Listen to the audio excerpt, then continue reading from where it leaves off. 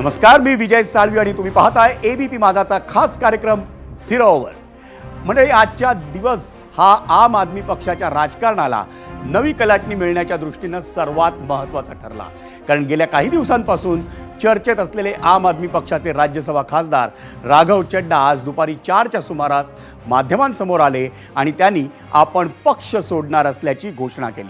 बरं, त्यांनी एकट्यानेच नाही तर त्यांच्यासह आम आदमी पक्षाचे राज्यसभेतील 7 खासदार पक्ष सोडत असल्याची घोषणा त्यांनी केली. महत्त्वाचं म्हणजे राघव चड्डा यांच्या नेतृत्वाखाली 7ही खासदारांनी भाजपमध्ये सामील होण्याचा निर्णय घेतला. याच बातमीचं सखोल विश्लेषण करणार आहोत. पण त्याआधी राज्यातील अत्यंत महत्त्वाची बातमी, आणि ती बातमी आहे राजधानी मुंबईतून. इथं 2019 साली घेतलेला एक निर्णय जो 1 मे 2026ला लागू होणार होता, त्यावरून गेल्या 2 दिवसांमध्ये मुंबईतलं राजकारण हे जबरदस्त तापलंय. आणि आता तो निर्णय काय होता हे आधी सांगतो. मुंबईत व्यावसायिक वाहन चालकांनी प्रवाशांशी मराठी भाषेतूनच संवाद साधला पाहिजे आणि ते बंधनकारक असेल असा तो निर्णय होता. पण त्याची अंमलबजावणी काही झालेली नव्हती.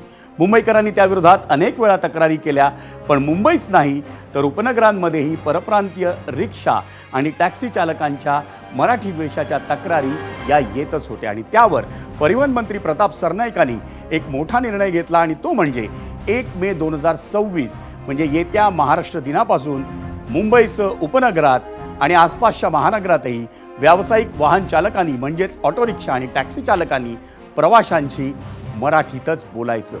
इतकंच नाही तर ज्यांना मराठी लिहिता वाचता येत नसेल तर त्यांचे परवाने हे रद्द करण्यात येणार. आता इतका मोठा निर्णय असेल तर त्याला विरोध होणार नाही असं तर होणार नाही. Mumbai auto rickshaw men's union या रिक्षाचालकांच्या सर्वात मोठ्या संघटनेनं 4 मे रोजी राज्यव्यापी बंदची हाक दिली आहे. तुम्ही निर्णय लागू केलात तर आम्ही शहर ठप्प करू असं म्हणत संघटनेनं 15 लाख रिक्षा चालक संपावर जाण्याची जणू धमकी दिली आहे. आणि त्याला ठाकरेंच्या शिवसेनेसह मनसेनंही विरोध केला आहे.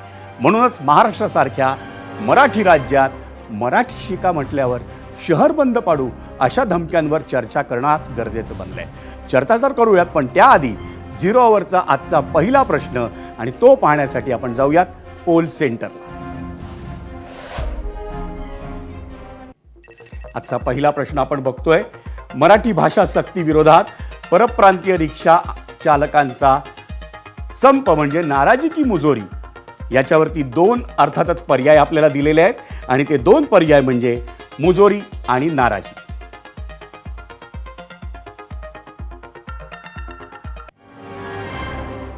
म्हणजे आता हा प्रश्न का पडतोय, कारण ऑटो आणि रिक्षा संघटनांनी दिलेला इशारा, आम्ही मराठी शिकू, थोडा वेळ द्या, थोडे दिवस द्या, अशीही भूमिका न घेता थेट आम्ही संपावर जाऊ. बरं, त्यावर परिवहन मंत्र्यांनी सुवर्णमध्य काढण्याचाही प्रयत्न केला. जसं अमराठी वाहन चालकांना मराठी भाषेचं प्रशिक्षण देण्याची तयारीही त्यांनी दाखवली. पण तरीही काही संघटना 4 मे रोजी संपावर जाणार म्हणून ठाम आहेत. आता बातमीला एक राजकीय ट्विस्ट जेव्हा प्रताप सरनाईकांनी मराठी सक्तीचा निर्णय लागू करण्याची घोषणा केली, त्यावर माजी खासदार संजय निरुपम यांनी आक्षेप घेतला. संजय निरुपम यांना मुंबईतील उत्तर भारतीयांचं नेतृत्व म्हणून पाहिलं जातं. त्यांना एकसंध शिवसेनेतून एकदा राज्यसभेची खासदारकीही मिळाली आहे. त्यानंतर ते शिवसेनेतून काँग्रेसच्या वळचणीला गेले. तिथं त्यांचं राजकारण बहरलं नाही. मग ते आता सरनाईकांसोबत एकनाथ शिंदेंच्या नेतृत्वाखालील शिवसेनेत आहेत. त्यामुळंच मराठीच्या मुद्द्यावर ऑटो रिक्षा आणि टॅक्सी चालकांच्या संघटनांपेक्षा संजय निरुपमांनी केलेला विरोध जास्त चर्चेत आला.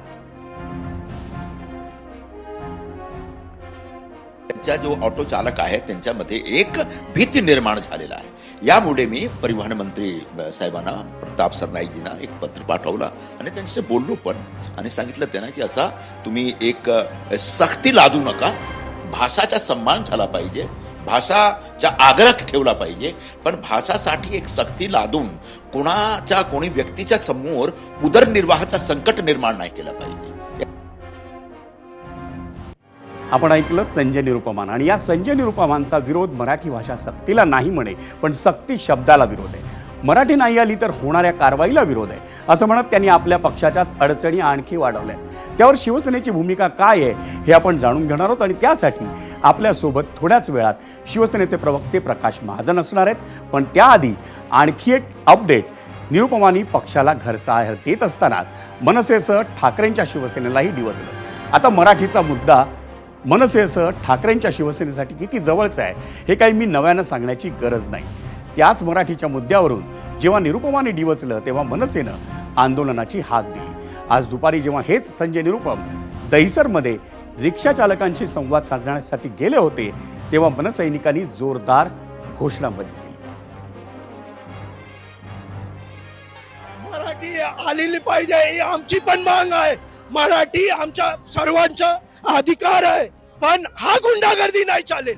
हा महाराष्ट्रात नाही शिकवतो. शिकायला तयार आहेत. आम्ही शिकायला तयार आहे, आम्हाला येते पण आम्ही शिकायला पण तयार आहे. मी उत्तर भारतीय आहे, मला बीजेपीच्या पक्षाला आहे. मी मनसेवालेच्या दादागिरी चढणार नाही, उत्तर भारतीय चढणार देणार नाही. मी म्हणणं आहे की मराठी भाषेला मराठी भाषेला सन्मान करतो. मराठी भाषेचा सन्मान हमारा कर्तव्य आहे, मी करतो. याला जर निर्णयापासून प्रॉब्लेम आहे ना, सरकार तुमचं मंत्रिमंडळ तुमच्या वरती जाऊन बोल ना. आमच्या दहिसर विधानसभेत म्हणणं आहे की एक चान्स दिला पाहिजे. उत्तर 15 वर्षापेक्षा जास्त मराठी राहत नाही ते उत्तर भारतीय एवढे वर्ष त्यांना मराठी भाषा येऊ शकत नाही का? निरुपम विष कालवाला आला, विष कालवाला निरुपम आला. आमच्या विष कालवाला आला. 25 वर्षाचे लोक रिक्षा चालवतात, त्यांना येत नाही का? वेळ तर दिलाय ना. आणि हा नियम आधीपासूनच आहे. हे आता राजकारण का करतो निरुपम? मंडळी, दहिसरमध्ये आज जे घडलं त्यामुळे परिसरात मोठा तणाव होता, कारण मराठी सक्तीच्या मुद्द्यावरून विषय हा मनसे विरुद्ध परप्रांतीय असा शिफ्ट होताना दिसला. आणि जर हे असंच होत राहिलं तर मूळ मुद्दा बाजूला पडू नये हीच अपेक्षा. कारण आता मी तुम्हाला एक आकडा सांगणार आहे आणि तो आकडा ऐकून मुंबई, ठाणे, कल्याण, बोरिवली आसपासच्या उपनगरात राहणाऱ्या प्रत्येकाला धक्का बसणार आहे. काय आहे तो आकडा? तर गेल्या वर्षीच्या 31 मार्च 2025 पर्यंत या विशिष्ट भागात ऑटो रिक्षांची जी नोंदणी झाली आहे ना, त्याचा आकडा मी तुम्हाला सांगणार आहे. तो आकडा पश्चिम मुंबईत आहे 88,000 मंडळी 295. पूर्व मुंबईत तोच आकडा आहे 83,234. बोरिवली परिसरात 79,929. याचा अर्थ काय होतो? मुंबई मध्यातली 3 जर ऑटो रिक्षा आपण जमेस धरल्या तर हा संपूर्ण बेरीज बृहन्मुंबई क्षेत्रात 2,51,461 रिक्षांची नोंदणी झाली. हाच आकडा ठाण्यामध्ये 1,38,612, कल्याणमध्ये 69,937, वाशी नवी मुंबई परिसरामध्ये हाच आकडा जातोय 39,984 वर आणि वसईमध्ये हाच आकडा जातोय 40,960 वर. म्हणजे ठाणे विभागात एकूण ऑटो रिक्षांची नोंदणी आहे 2,89,493. मंडळी, विचार करा, एवढ्या मोठ्या संख्येनं ऑटो रिक्षांची नोंदणी होते आहे. याचा अर्थ पेपरवरचे हे आकडे जेव्हा आपण वाचतो तेव्हा आपल्या डोळ्यासमोर काय येतं? तर केवढ्या मोठ्या संख्येनं जर ऑटो रिक्षा जर नोंदणी होते तर तेवढेच ड्रायव्हर असणार, चालक असणार. मुंबई आणि ठाण्यातल्या फक्त ऑटो रिक्षांची अधिकृत संख्या आजच्या घडीला 5,40,954 झाली आहे, जी अधिकृत नोंदणी आहे. मग अनधिकृत वाहनं किती असतील त्याची काहीही नोंद नाही.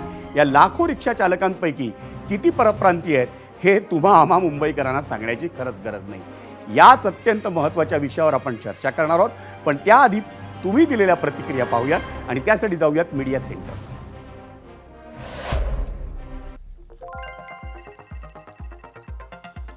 आपण पाहतोय अजित कुमार यादव एक्सवर काय म्हणतायत?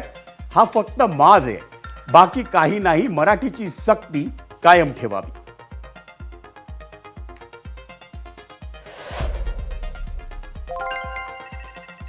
यूट्यूबवर संजय शेंडे म्हणतायत केरळ, तामिळनाडू, आंध्र प्रदेश, तेलंगणा, कर्नाटक, बंगाल, राजस्थान, गुजरात या राज्यांमध्ये मराठी बांधव राहतात, पण ते स्थानिक आणि मराठी भाषा दोन्ही छान बोलतात. यूट्यूबवरच महाराष्ट्रात राहायचं असेल तर मराठी बोलावी लागेल असं म्हणतायत संदेश मुळीक.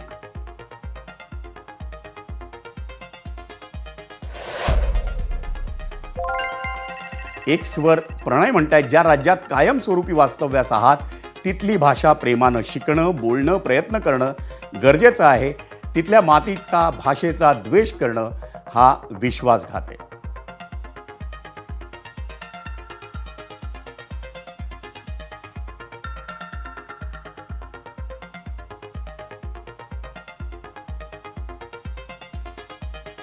आणि या सगळ्या मुद्द्यावर आपण राजकीय असेल, सामाजिक असेल, या विषयावर आपण चर्चा करणार आहोत. आणि त्यासाठी गेस्ट सेंटरवर आपल्यासोबत आहेत शिवसेनेचे प्रवक्ते प्रकाश महाजन आणि ज्येष्ठ कायदेतज्ञ गुणरत्न सदावर्ते. दोघांचंही स्वागत. आणि अर्थातच माझा पहिला प्रश्न हा प्रकाश महाजनांना आहे. आपण सत्ताधारी शिवसेनेचे प्रवक्ते या नात्याने इथं आहात, त्यामुळं नेमका मराठी सक्तीचा हा निर्णय म्हणजे काय आणि त्या निर्णयाला तुमच्याच पक्षातून, शिवसेनेतून विरोध होतोय आणि ते देखील एक माजी खासदार संजय निरुपम करतायत. तर या दोन गोष्टींकडे बघायचं कसं? हे पहा, सक्ती वगैरे काही नाही. या राज्यात तुम्ही राहता, या राज्यात तुम्ही व्यवसाय करता, मग त्या राज्याची भाषा तुम्हाला आली पाहिजे. कारण हे जे रिक्षा आणि टॅक्सी चालकाच्या संबंधात आहे, तिथं त्यांच्याशी जो प्रवासी वर्ग आहे त्यांच्याशी त्यांना नीट संवाद साधता आला पाहिजे. त्यांना पत्ता सांगितला तर तो त्यांना कळाला पाहिजे. ही साधी गोष्ट आहे. आणि जर महाराष्ट्रात जर मराठी भाषा येत नसेल आणि मराठी भाषेची सक्ती करायची नसेल तर कुठं तामिळनाडूमध्ये जाऊन करायची काय आम्ही? त्याच्यामुळं परिवहन मंत्री श्री प्रताप नाईकनं अत्यंत क्रांतिकारक निर्णय घेतलेला आहे. याच्यात कुणीही राजकारण आणू नये. आम्हाला काही रिक्षा चालक किंवा परप्रांतीयाला MA-BA मराठीच्या पेपरला बसवायचं नाही. त्यांना व्यवहार्य मराठी भाषा आली पाहिजे. त्यांना उद्या ट्रॅफिक पोलिसनं अडवलं, दंड केला तर त्याला ती पावती वाचता आली पाहिजे. त्यांना पत्ता कळाला पाहिजे. एखाद्या कॉलनीत गेल्यावर ते घर कुठलं आहे, कोणचं क्रमांकाची गल्ली आहे हे समजलं पाहिजे. एवढ्यासाठी मराठी त्यांना आली पाहिजे. आणि गेली 15-20 वर्ष तुम्ही महाराष्ट्रात आहात आणि तुम्हाला मराठी येत नाही, हे काही बरोबर नाही आहे. आणि मला असं वाटतं की कुठंतरी संजय निरुपम यांनी जाहीर हे केल्यापेक्षा पक्षाचे नेते माननीय एकनाथजी शिंदेला भेटून त्यांनी काहीतरी बोलायला पाहिजे होतं. पण त्यांनी आपला जाहीर वक्तव्य केलं ते काही बरोबर नाही. कारण सरनाईकाने जो निर्णय घेतलेला आहे तो पक्षाचा निर्णय आहे, सरकारचा निर्णय आहे. त्याच्यामुळे याच्यावर कोणावर जबरदस्ती किंवा कोणाला त्रास देण्यासाठी म्हणून हा निर्णय नाहीच आहे. आपल्यासोबत गुणरत्न सदावर्ते आहेत. कायद्याचा अभ्यास आहे त्यांचा. पण सदावर्ते, ज्या पद्धतीनं प्रकाश महाजनांनी त्यांच्या निर्णयाची बाजू मांडली आहे, सरकारच्या निर्णयाची बाजू मांडली आहे, त्यात तुम्हाला नेमकं काय चुकीचं दिसतंय? एक मला वाटतं की देर दुरुस्त. काही मिनिटापूर्वी, काही म्हणजे एखाद्या तासापूर्वी म्हणजे परिवहन मंत्री प्रताप सरनाईक ह्या सगळ्या गोष्टीचा मागचा म्हणजे आमचे जे रिक्षा कष्टकरी आहेत, जे रिक्षा चालवणारे ड्रायव्हर साहेब आहेत, त्यांचा दोष नाही हे दुसऱ्या अर्थानं सांगून गेले. आत्ताच थोड्या वेळा अगोदर एका दूरचित्रवाहिनीला मुलाखतीमध्ये ते म्हणले की हे जे आपले जे प्रवासी असतात तेच हिंदीत बोलतात, तेच ते असं समजून म्हणजे अज्युम करून घेतात. आणि आपण ज्या प्रकारे सांगितलं की जी आकडेवारी, जी 5 लाख आकडेवारी बरोबर आहे, बॉम्बे आणि मुंबई आणि उपनगरातली, याच्यापैकी तुम्हाला सांगतो 5,40,000 पैकी जवळपास 4.5 लाखाच्या जवळ जे आहेत म्हणजे विविध भाषी आहेत. म्हणजे त्याच्यामध्ये एकच भाषा नाही, हिंदीच म्हणून नाही, विविध भाषी आहेत. आता मुद्दा काय माहिती आहे का, की कायदा अगोदर की कायद्याची अंमलबजावणी अगोदर? साधं मी ह्या डिबेटमध्ये आहे, मला माहिती आहे सन्माननीय महाजन साहेब आहेत डिबेटमध्ये, मी अत्यंत नम्रपणे त्यांच्यासमोर 2 गोष्टी ठेवतो. महाजन साहेब, कायदाच आणखी निर्माण झालेला नाही की अशा प्रकारच्या सक्तीचा. सर्क्युलर 2017मध्ये माननीय न्यायमूर्ती ओक साहेबांनी परमिटच्या बाबतीतलं सर्क्युलर मराठी सक्तीवरून स्पष्टपणे स्ट्रक डाऊन केलेलं आहे. ही वस्तुस्थिती कायदेशीर आहे. दुसरी गोष्ट, कायद्याच्या म्हणजे महाराष्ट्र शासनाच्या रूल 24मध्ये मराठी आणि इतर लँग्वेज ऑफ दॅट रिजन म्हणलं. आता मला सांगा, ऑफ दॅट रिजन म्हणजे एका मराठी बहुल भाषिक एरियातला जर आपला रिक्षेवाला भाऊ असेल तर तो गुजराती बहुल भाषेत गेल्याच्यानंतर त्याला ती गुजराती भाषा यावी लागते. अशा प्रकारचं लिगल कॉन्फ्लिक्ट आहे. आणि तुम्हाला सांगतो, मराठी भाषा ही म्हणजे देशाची सुद्धा भाषा आहे, कारण ती संविधानाच्या शेड्यूलमधली भाषा आहे.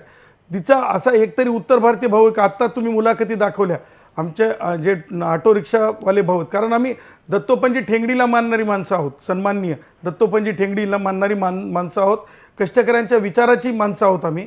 तेव्हा त्या भावांनी, रिक्षेवाल्या आमच्या भावांनी स्पष्टपणे मराठीत ज्या प्रकारे व्यक्त झाले, त्याच्यावरून तुम्हाला वाटते का की ते हेतुतः म्हणजे मराठी बोलणं टाळतात किंवा वाद करतात? असं बिलकुल नाही. परंतु एक वातावरण ज्या प्रकारे आणि मला मला हे म्हणायचं की एखाद्या संघटनेची मक्तेदारी नाही ना हो, एखादी भाषा त्यांनी म्हणावं असंच करावं. आता मला तर म्हणजे आज एका गोष्टीचं म्हणजे खरोखर केविलवाणी वाटलं माननीय प्रताप सरनाईक साहेबांचं, की त्यांनी आता सामान्य नागरिकांना, जनतेला, उदाहरणार्थ तुम्हीच अँकर साहेब, तुम्हीच रिक्षात बसलात आणि तुमची जर इच्छा झाली की तुम्हाला हिंदीत बोलायचं किंवा एखादा प्रश्न इंग्रजीत विचारायचा आहे, hello you please take to Bandra, असं म्हणायचं नाही आता तुम्ही. म्हणजे तुम्ही आता control, how could you control, तुम्ही कसं कंट्रोल करणार सामान्य नागरिकाला सुद्धा. त्याच्यामुळे अगोदर कायदा आणण्याची भाषा आता करत आहेत प्रताप सरनाईक साहेब आणि त्याच्यानंतर अंमलबजावणीचा विषय असू शकतो. महाराष्ट्रात मराठीत बोलायला सांगणं हे किती चुकीचं आहे का बरोबर आहे? मला साधं सांगायचं तुम्हाला, आतापर्यंतच्या कोणी सुद्धा बघा, India is my country, all Indians are my brothers and sisters, to my country for my people, हे मला आठवतंय आणि मला ती शपथ वारंवार आठवण करून देते. आणि तुम्हाला सांगतो की असं एकही कुणी म्हणलं नाही की आम्ही मराठीचा तिरस्कार करतो. एक सिंगल बाईट दाखवा माझ्या ऑटो रिक्षेवाल्या कष्टकरी भावांची, मी तुमची फाशी द्याल तर मी फाशीवर जायला तयार आहे. परंतु ज्या प्रकारे हे सगळं राजकीय, अरे मला सांगा, तुमचं एखादं फेल्युअर असू शकेल, ते फेल्युअर भविष्यात दिसू शकेल, त्या फेल्युअरमुळे तुम्हाला घरचा रस्ता दिसणार असेल म्हणून तुम्ही हा मुद्दा उपस्थित करणार आणि महाराष्ट्राला खेळवत ठेवणार, हे नाही चलेगा. हे बिलकुल या राज्यामध्ये चालणार नाही. तुमचे मुद्दे आपण ऐकले, तुमच्या मुद्द्यांवर मला आता वेळ द्यायची आहे की महाजनांना आपले मुद्दे म्हणा. हे पहा, माझं म्हणणं असं आहे की हे जे सगळं तत्त्वज्ञान आता हे जे काही त्यांनी कायद्याचं ज्ञान सांगितलं, हे ज्ञान जरा तुम्ही तामिळनाडूमध्ये जाऊन सांगता का हो? आमचा मराठी माणूस किंवा आम्ही मराठी माणूस एवढे सहिष्णू आहोत, एक मिनिट, आम्ही एवढे सहिष्णू आहोत की आम्हाला समोरचा माणूस मराठी नाही दिसल्यावर आम्ही हिंदी सुरुवात करतो. म्हणजे आम्ही त्यांच्यावर किती प्रेम करतो की त्यांना मराठी येत नाही गृहीत धरतो. पण मला सांगा, महाराष्ट्रामध्ये राहायचं आहे, तुम्हाला व्यवसाय करायचा आहे तर तुम्हाला मराठी आली पाहिजे, हा आग्रह याच्यात कुठं चूक आहे मला सांगा ना. मला आठवतं अगदी माझे वडील हे हैदराबाद स्टेटमधून ज्यावेळेस मराठवाडा महाराष्ट्रात आला, त्यांची मातृभाषा मराठी असून सुद्धा त्यांना मराठी 7वीचा पेपर द्यावा लागला. आज IPS IAS ऑफिसरला सुद्धा मराठीचा भाषेचा पेपर देऊनच महाराष्ट्रात नोकरी करता येते. मग तुम्हाला आमच्या राज्यात आमचा परवाना घेऊन जर कुठलं वाहन चालवायचं असेल तर तुम्हाला मराठी कळालंच पाहिजे. ही सक्ती समजा, हा आग्रह समजा, हा विनंती समजा, काही समजा, याच्यात बदल होण्याचं काही कारण नाही. कुणावरही यात अन्याय नाही. वर्षानुवर्ष तुम्ही इथं राहतात, तुम्हाला मराठी आली पाहिजे आणि तुम्हाला मराठी बोलता आलं पाहिजे. महाजन साहेब, मराठी या महाराष्ट्रात राहणाऱ्या प्रत्येकाला यायला पाहिजे, हा खरोखर आग्रह योग्य आहे आपला. पण हा कायदा म्हणून आपण लागू करू शकतो का? ज्या पद्धतीचा विरोध रिक्षा आणि टॅक्सी चालक संघटनांकडनं होतोय, अनेक काही नेते त्यांच्या पाठीशी आहेत, सदावर्तेंसारखे कायद्याचे जाणकार त्यांची बाजू मांडतात. यांच्या संघटनेतल्या नाही ऐकून घ्या, नाही तुम्ही माझं एक म्हणणं ऐकून घ्या. यांच्या संघटनेतल्या काही लोकांच्या सोशल मीडियावर क्लिप आहेत की आम्ही जर निघून गेलो तर ही मुंबई चालेल का, आम्ही जर निघून गेलो तर हा महाराष्ट्र चालेल परिवहन का? मंत्र्याची स्वतःची अशा क्लिप धमक्या आहे आहेत. महाजन साहेब. मला सांगा, परिवहन थांबा, मंत्र्याची एक मिनिट. स्वतःची सदावर्ते क्लिप आहे की साहेब, हिंदी ही तुम्ही बोली एक मिनिट, भाषा, माझं त्यांच्या मतदारसंघातली बोली भाषा हिंदी आहे. तुम्ही एक पहा, तुम्ही माझं पूर्ण होऊ द्या, नंतर तुम्हाला बोला. माझं म्हणणं, अशा प्रकारे तुम्ही धमक्या कशा देऊ शकता? तुम्ही महाराष्ट्रात जर तुम्ही सोडून जायचं असलं जा ना. कोरोनाच्या काळात तुम्ही गेलात ना का? महाराष्ट्र थांबला का? पण तुम्हाला पोट भरायला पुन्हा कोरोनाच्या काळानंतर इथं यावंच लागलं ना. आणि आम्ही तुम्हाला असं काय वाईट सांगतोय किंवा आम्ही तुम्हाला असं कुठं सांगतोय की MA BAचे पेपर द्या मराठीचे? सर्वसाधारणतः मराठी लिहिता वाचता आली पाहिजे एवढीच अपेक्षा आहे. सर्वसाधारण रिक्षा चालकाला, टॅक्सी चालकाला मराठीत किमान 10 वाक्य तरी बोलता यायला पाहिजेत, अशी एक साधारण अपेक्षा आहे. सदावर्तेजी, ही जर अपेक्षा आपण स्वीकारणार नसू तर तुम्हाला वाटतं का की हा कायदा होऊ शकत नाही? आता सन्माननीय महाजन काकांनी 2-3 गोष्टी उल्लेखल्या, त्याचं उत्तर देणं फार आवश्यक आहे. त्यांनी IAS IPS ऑफिसरला बोलता आलं पाहिजे असं सांगितलं. IAS IPS ऑफिसर ही परीक्षा सर्वांकष देशातली 1 नंबरची परीक्षा मानली जाते, अवघडात अवघड. त्या लोकांना पास होण्यासाठी 5 अटेम्प्ट आणि 5 वर्ष ती पास होण्यासाठी लागतात. 5 वर्ष मराठीची परीक्षेसाठी पास होण्यासाठी दिलेत. आणि तुम्हाला सांगतो तरीसुद्धा त्यातही नापास झालेल्यांचे नंबर आणि नाव मी सांगू शकतो तुमच्या चॅनलवर. मी सर्व्हिस लॉमधला माणूस आहे, मी खोटं कधी बोलणार नाही. आणि महाजन काकांनी प्रश्न उपस्थित केला म्हणून मी सांगतो. मुद्दा दुसरा तुम्हाला सांगतो, ज्या प्रकारे आपण म्हणत आहात की म्हणजे लोक पोट भरायला, तुम्हाला सांगतो बिझनेस आणि सरकारी नोकऱ्या ह्याच्यामध्ये फरक आहे. बिझनेसमध्ये पोट भरायला येणं म्हणजे काय ते सदावर्तीजी, आपल्याला मुद्दा कायदा होऊ शकतो का त्याच्या विरोध त्या संदर्भात, या संदर्भात एक कायद्याचे जाणकार म्हणून तुम्ही सांगा. आपल्याकडे वेळ अतिशय कमी आहे. मी तुम्हाला सांगतो अशा प्रकारे 2017 प्रयत्न झाला. तो 2017 कायदा एकदा रद्दबादल ठरलेला आहे.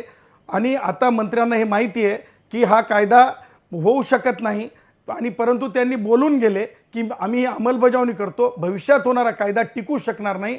हे मी तुम्हाला मागच्या अनुभवावरूनच बघा ना, मागच्या अनुभवावरून सांगता. तुम्ही दोघांनी या चर्चेसाठी मला वेळ दिलात, एबीपी माझाच्या या 0 ओव्हरसाठी तुम्ही वेळ दिलात, त्याबद्दल दोघांचेही आभार. पण तुर्तास तरी आपल्याला या मुद्द्यावर नक्कीच राहायला पाहिजे. ते म्हणजे या महाराष्ट्रात जर राहायचं आहे तर मराठी प्रत्येकाला बोलता यायलाच हवं. वळूयात पुढच्या विषयाकडे. या राजकीय चर्चेनंतर आपण मराठी अभ्यास केंद्राची भूमिका समजून घेऊयात. आणि त्यासाठी आपल्यासोबत आहेत डॉक्टर दीपक पवार. दीपकजी, 0 ओव्हरमध्ये आपलं स्वागत. सगळ्यात पहिला प्रश्न, मराठी भाषा सक्तीच्या निर्णयावर अभ्यास केंद्राची भूमिका तुम्ही कशी समजावून द्या?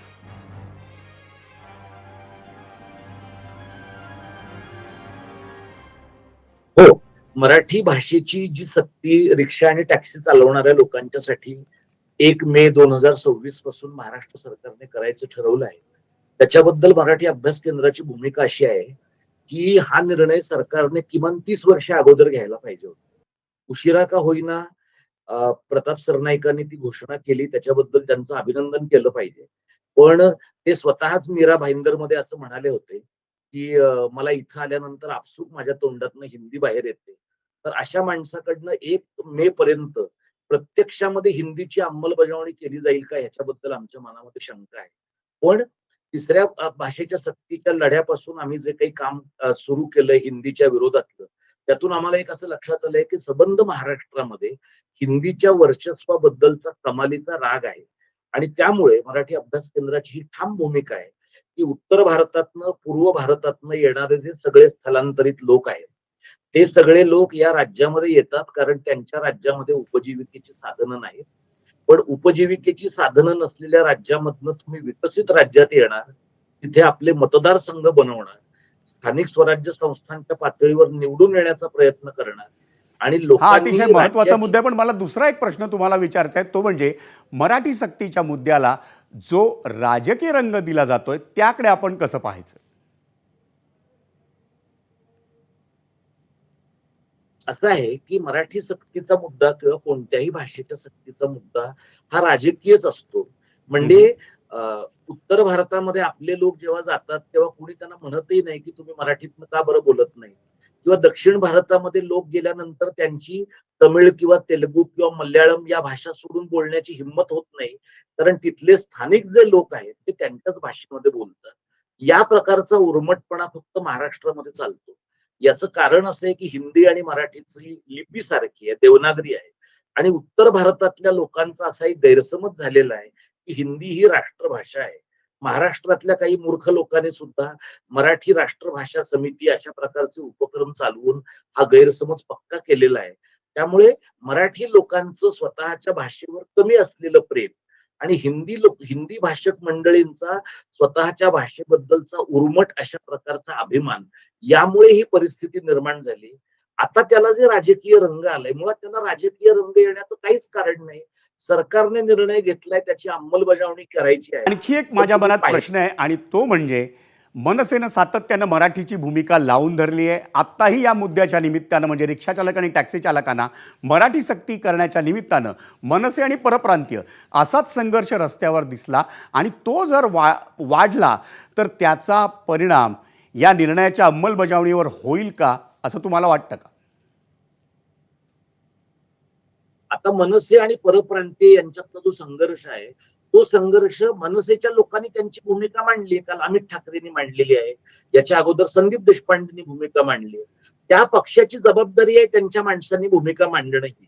पण त्यांनी हे स्पष्टपणाने म्हटलेलं आहे की ते मराठी रिक्षा चालवणारे जे लोक आहेत त्यांना आवाहन करतील, मराठी रिक्षा चालवणारे लोक 8 तासाच्या ऐवजी 12 तास रिक्षा चालवतील आणि कोणत्याही पद्धतीनं गैरसोय होऊ देणार नाही. याच्यामध्ये परप्रांतीयांना त्रास होण्याचं काय कारण आहे? म्हणजे परप्रांतीय रिक्षावाले मुळामध्ये ते 15 लाख आहेत असा एक आकडा कुणीतरी शोधून काढलाय. हा जावई शोध ज्याने काढलाय त्याला एवढा डेमोग्राफिक डिटेल्स कुठनं कळले हे जरा एकदा हुडकून काढलं पाहिजे. म्हणजे जे सेन्सस वाल्यांना पण कळायचं आहे ते ह्या माणसांना कुठून कळले हे एकदा बघायला पाहिजे. आणि सगळ्यात महत्वाची गोष्ट म्हणजे मनसेच्या लोकांनी मराठी भाषेचा आग्रह धरून जर काही एक भूमिका घेतली तर काही परप्रांतीय जे काही उठवळ लोक आहेत, संजय निरुपम असतील, अबू आझमी असतील किंवा हा गुणरत्न सदावर्ते असेल, त्याचं खरं तर या सगळ्या प्रक्रियेमध्ये काहीच रोल नाहीये.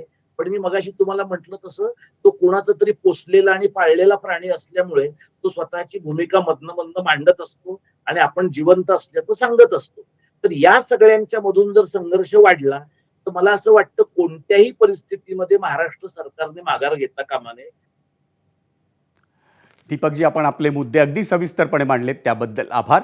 पण पुन्हा एकदा मराठीची गळचेपी होते हे या राज्यात आणि या शहरामध्ये सातत्यानं होताना दिसतंय आणि आत्ता म्हणूनच आपल्या सगळ्यांच्या नजरा या निर्णयाच्या अंमलबजावणीकडे लागल्या आहेत. आपण जो पहिला प्रश्न विचारला होता ABP माझाच्या पोलमध्ये, त्या प्रश्नाला आत्ता नेमकं लोकांनी काय प्रतिसाद दिलाय तो आपण पाहूया.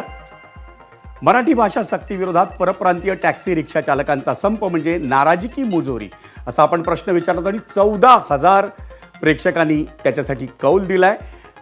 20% म्हणतायत नाराजी, पण 80% म्हणतायत हा संप म्हणजे टॅक्सी आणि रिक्षा चालकांची, जे परप्रांतीय आहेत त्यांची ही मुजोरी आहे. मंडळी, देशाच्या राजकारणात खळबळ उडवून देणारी मोठी बातमी आज राजधानी दिल्लीतून आली.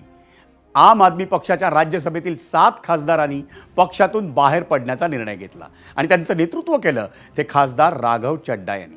एकदम बरोबर ओळखलं, हे तेच राघव चड्डा आहेत जे राज्यसभेत वेगवेगळे विषय मांडताना आजवर तुम्ही आम्ही पाहिले.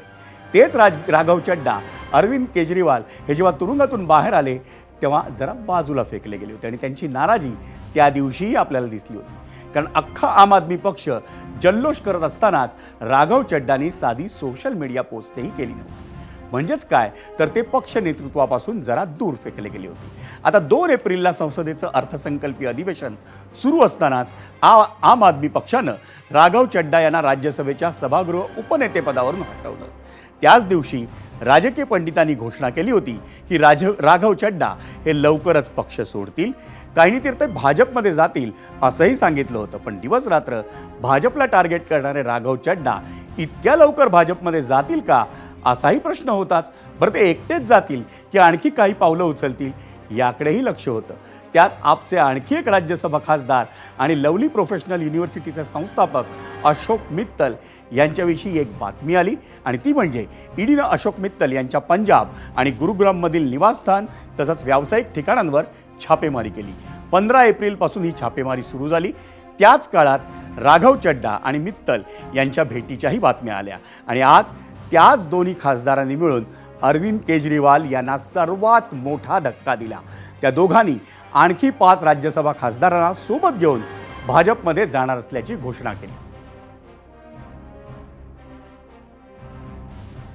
हमारे पास सिर्फ 2 ही ऑप्शंस थे, 2 विकल्प थे. या तो हम राजनीति छोड़ दें और पिछले 15-16 साल जो हमने सार्वजनिक जीवन में काम किया उसे त्याग दें, या फिर हम अपने अनुभव को, अपनी स्किल्स को, अपनी पूरी ऊर्जा और एनर्जी को लेकर पॉजिटिव पॉलिटिक्स करें.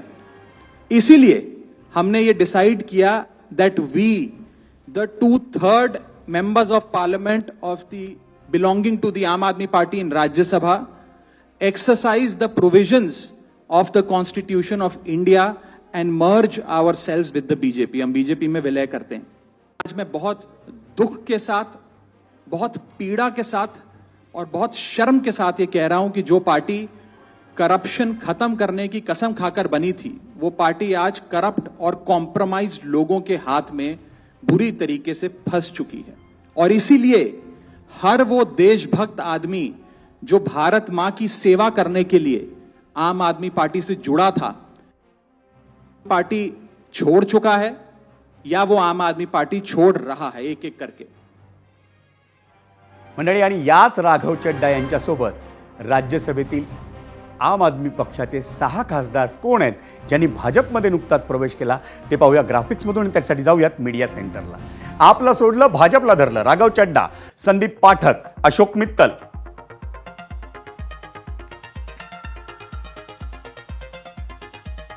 स्वाति मालीवाल, हरभजन सिंह, राजेंद्र गुप्ता आणि विक्रम सहानी या 7 खासदारांनी मंडळी भाजपमध्ये प्रवेश केलाय.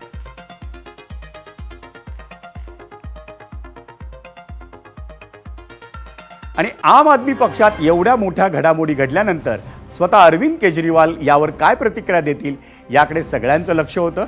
पण पहिली प्रतिक्रिया आली ती पक्षाचे खासदार संजय सिंह यांची. संजय सिंह यांनी या 7ही खासदारांवर ताशेरे ओढलेच, पण सोबत ऑपरेशन लोटसचाही उल्लेख करून भाजपवर सणकून टीका केली. ऐकूयात संजय सिंह नेमके काय म्हणाले. लाखों लाख करोड़ रुपए जिस पार्टी ने भ्रष्टाचार किया, इलेक्टोरल बॉन्ड से लेके लाखों लाख करोड़ रुपए का भ्रष्टाचार भारतीय जनता पार्टी ने किया। आजादी के बाद से दुनिया की सबसे भ्रष्ट पार्टी का नाम है भारतीय जनता पार्टी। उस पार्टी में कोई शामिल हो रहा है और ईमानदारी की बात कर रहा है, इस पर कोई यकीन करेगा? जिस पार्टी ने पूरे देश में एक ऑर्गेनाइज्ड करप्शन, एक संगठित भ्रष्टाचार किया, उस पार्टी के साथ शामिल होकर आप कह रहे हैं आप भ्रष्टाचार खिलाफ हैं। पंजाब के किसी भी व्यक्ति को कोई गंभीर से गंभीर बीमारी हो जाए 10 लाख रुपए तक का इलाज मुफ्त में कराने का काम करती है। ऐसा बेहतरीन काम करने वाली भगवंत मान की सरकार, ऐसा बेहतरीन काम करने वाली आम आदमी पार्टी की सरकार को भारतीय जनता पार्टी ने, नरेंद्र मोदी और अमित शाह ने रोकने, तोड़ने और उनके काम को बाधित करने का काम किया है। पंजाब की जनता के साथ धोखा देने का काम किया है। आपच्या संजय सिंह यांनी काय म्हटलं आपण पाहिलं. पण मंडळी, 2011 साली देशात सुरू झालेल्या इंडिया अगेन्स्ट करप्शन या आंदोलनातून जन्माला आलेल्या आम आदमी पक्षानं दिल्लीत पहिल्यांदा आपला जम बसवला. अरविंद केजरीवाल यांच्या नेतृत्वाखाली 2012 साली आम आदमी पक्षाची स्थापना झाली. अवघ्या 2 वर्षात आम आदमी पक्षानं दिल्लीत 3 टर्मपासून असलेल्या काँग्रेसच्या सत्तेला उलथवून लावलं. दिल्लीच्या तेव्हाच्या मुख्यमंत्री शीला दीक्षित यांना हरवून अरविंद केजरीवाल नावाचा मोठा नेता उदयास आला. 2015 साली आपनं दिल्लीत झालेल्या मध्यावधी निवडणुकीत 70 पैकी 67 जागा जिंकून मोठा विक्रम केला. पक्ष दिल्लीतून पंजाबमध्ये पोहोचला. तिथंही काँग्रेसची सत्ता उलटवून टाकत आम आदमी पक्षानं आपलं सरकार स्थापन केलं. एक काळ असा होता की भाजप नाही तर कोण या प्रश्नावर आपकडे अपेक्षेनं पाहू जावं लागलं होतं आणि काँग्रेसला पर्याय म्हणूनही आपकडेच पाहिलं गेलं. पण दिल्लीत सत्ता येऊनही फारशी छाप पाडण्यात आलेलं अपयश, मद्यविक्री घोटाळा, भ्रष्टाचाराचे आरोप, मुख्यमंत्री असताना केजरीवालांची तुरुंगवारी अशा सगळ्या कारणांनी पक्षाची अधोगती झाली. पण त्याहूनही जास्त नुकसान केजरीवाल यांच्या नेतृत्वामुळे झाल्याचं आपचे नेते सांगतात. केजरीवाल आणि मनीष सिसोदियांच्या एककल्ली कारभारामुळेच अनेक जण पक्ष सोडून जातात आणि हेच राघव चड्डानेही सांगितलं. गेल्या 10 वर्षात केजरीवालांची साथ कोणी कोणी सोडली ते आपण पाहूया ग्राफिक्समधून, आणि त्यासाठी जाऊयात मीडिया सेंटरला. आपला सोडणारे बडे नेते: योगेंद्र यादव एप्रिल 2015, प्रशांत भूषण एप्रिल 2015, कुमार विश्वास सप्टेंबर 2017, आशुतोष ऑगस्ट 2018, कपिल मिश्रा ते भाजपमध्ये सामील झाले होते ऑगस्ट 2019, अलका लांबा काँग्रेसमध्ये सामील झाल्या मे 2019, स्वाती मालीवाल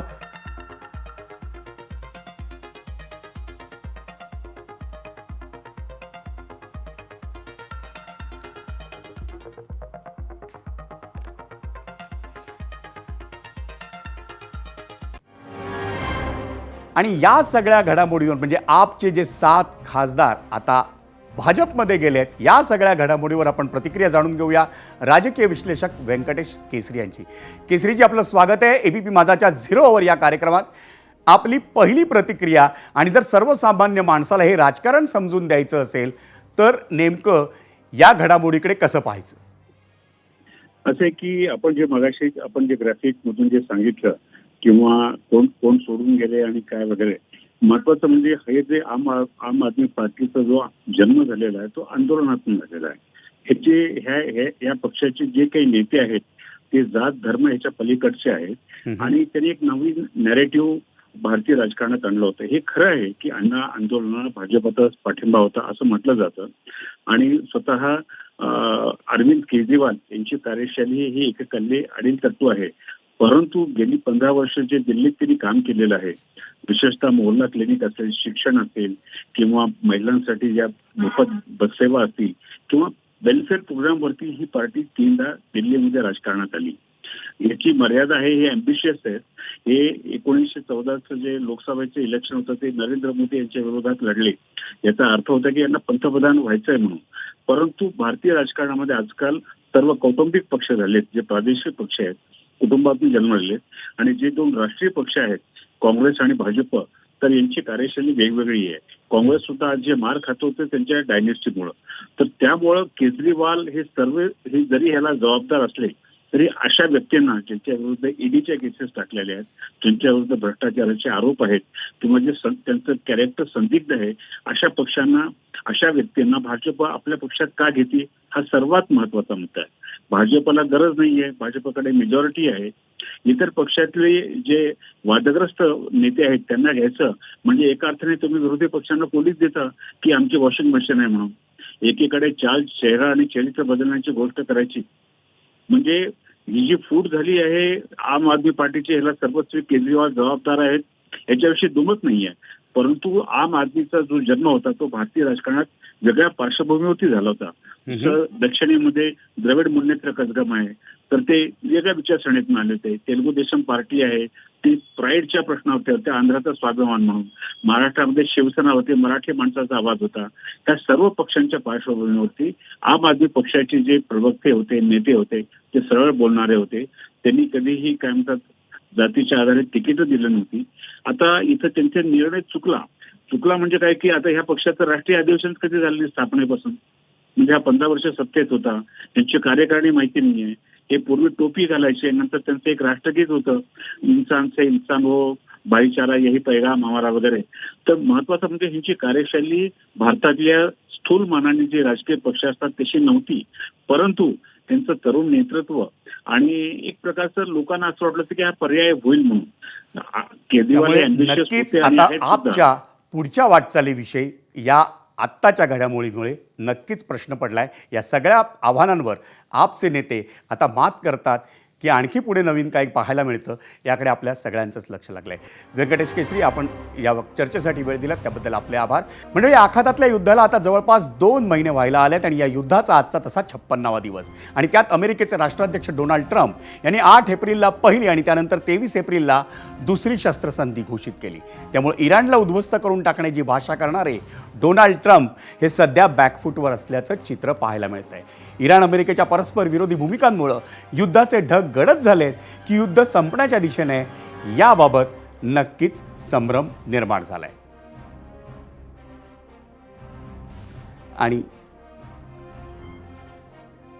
आणि याच मुद्द्यावर आपण या एबीपी माझाच्या खास कार्यक्रमात म्हणजे 0 ओव्हरमध्ये तुर्तास तरी इथेच थांबूया. पण तुम्ही पाहत राहा एबीपी माझा.